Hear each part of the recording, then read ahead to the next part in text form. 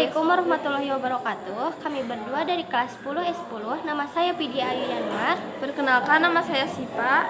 Kami berdua akan menjelaskan tentang aspek variabel dan indikator keberhasilan. Aspek dan variabel akan dijelaskan oleh Sipa. Aspek yang pertama yaitu kebebasan sipil. Kebebasan sipil dibagi menjadi 4 variabel. Variabel yang pertama yaitu kebebasan berkumpul berserikat dan mempunyai 2 indikator. Indikator keberhasilannya: 1. Ancaman kekerasan atau penggunaan kekerasan oleh aparat pemerintah yang menghambat kebebasan berkumpul dan berserikat. Indikator kedua, ancaman kekerasan atau penggunaan kekerasan oleh masyarakat yang menghambat kebebasan berkumpul dan berserikat. Yang kedua yaitu kebebasan berpendapat. Kebebasan berpendapat ada 2 indikator.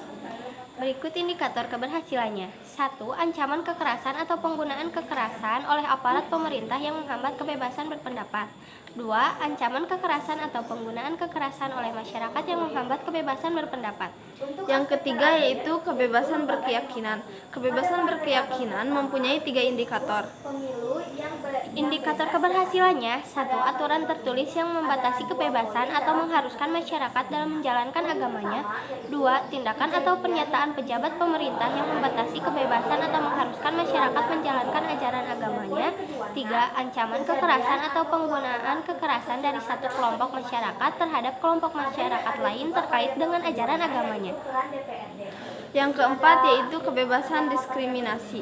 Kebebasan diskriminasi yaitu mempunyai 3 indikator. Indikator ke-1, aturan tertulis yang diskriminatif dalam hal gender, etnis, atau terhadap kelompok rentan lainnya. Yang kedua, tindakan atau pernyataan pejabat pemerintah daerah yang diskriminatif dalam hal gender, etnis, atau terhadap kelompok rentan lainnya. Yang ketiga, ancaman kekerasan atau penggunaan kekerasan oleh masyarakat karena alasan gender, etnis, atau terhadap kelompok rentan lainnya juga. Aspek yang kedua yaitu jaminan hak politik. Jaminan hak politik dibagi menjadi 2 variabel. Variabel yang pertama yaitu hak memilih dan dipilih, yaitu mempunyai 5 indikator. Indikator pertama, kejadian di mana hak memilih atau dipilih masyarakat terhambat. Yang kedua, kejadian yang menunjukkan ketiadaan atau kekurangan fasilitas sehingga kelompok penyandang cacat tidak dapat menggunakan hak memilih. 3. Kualitas daftar pemilih tetap atau OPT. 4. Presentase penduduk yang menggunakan hak pilih dibandingkan dengan yang memiliki hak untuk memilih pemilu atau voters turnout. Yang kelima, persentase anggota perempuan DPRD provinsi. Yang kedua adalah partisipasi politik dalam pengambilan keputusan dan pengawasan, yaitu mempunyai 2 indikator. Indikator ke-1, demonstrasi atau mogok yang bersifat kekerasan. 2. Pengaduan masyarakat mengenai penyelenggaraan pemerintahan. Aspek yang ketiga yaitu efektivitas lembaga demokrasi. Efektivitas lembaga demokrasi yaitu dibagi menjadi 5 variabel. Variabel yang pertama yaitu pemilu yang bebas dan adil, yaitu mempunyai 2 indikator.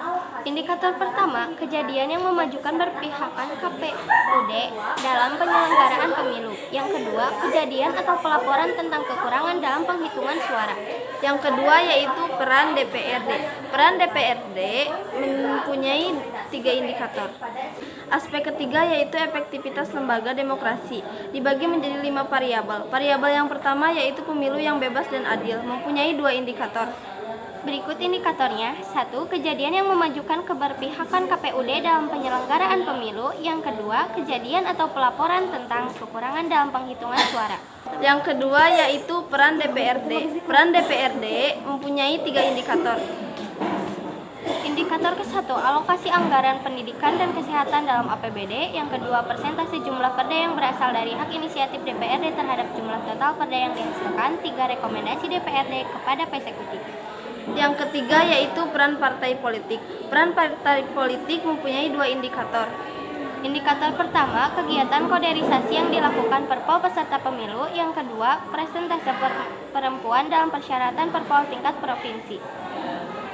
Yang keempat yaitu peran birokrasi pemerintah daerah, mempunyai 2 indikator. Indikator pertama, jumlah kebijakan pejabat pemerintah daerah yang dinyatakan bersalah oleh keputusan PT UN. 2. Upaya penyederhanaan informasi APBD oleh pemerintah daerah. Yang kelima yaitu peran peradilan yang independen, mempunyai 2 indikator. 1. Keputusan hakim yang kontroversial. 2. Penghentian penyidikan yang kontroversial oleh jaksa atau polisi. Sekian penjelasan dari kami. Mohon maaf bila ada kesalahan. Mohon dimaafkan. Assalamualaikum warahmatullahi wabarakatuh.